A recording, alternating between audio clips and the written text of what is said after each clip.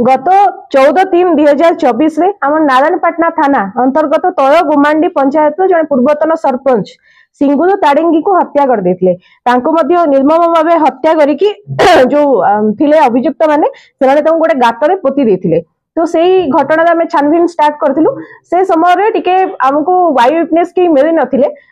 से घटना आम तापरे मध्य ताको फॉलो अप करथिलु। 3 जण अभियुक्त जो मानक ना अछि ताड़िंगी केतु, मासुदु ताड़िंगी और कमिटी ताड़िंगी सेमाने मध्य जे हम डिसीज्ड अछंती तांकर रिलेटिव थिले। सेमाने से दिन तांको निर्मम भावे हत्या करथिले। से गोटे जोटी चाष जमी तांकर थिला सेठी हत्या करथिले। सेटा को से देखिथिले। सेटा आमे आज सीन रिक्रिएशन मध्य करिचु। सेठी से अभियुक्त मानन को धरिचु एवं सेमाने तांकर दोष स्वीकार करचंती। आज्ञा हत्यार कारण आमे जहा तांको स्पष्ट करिचु। एटा गोटे लैंड डिस्प्यूट थिला। तांको भितर पूर्वरु ही जमी विवाद थिला।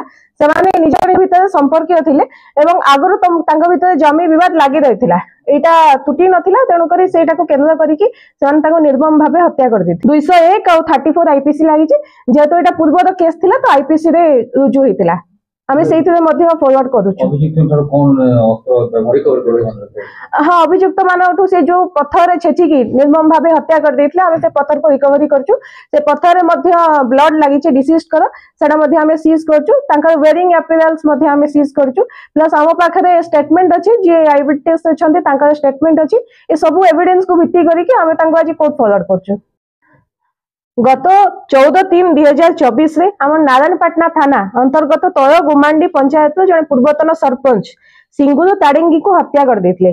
तांको मध्य निर्मम भावे हत्या करिकी जो थिले अभियुक्त माने सेमाने तांको गोटे गातरे पोती देथिले।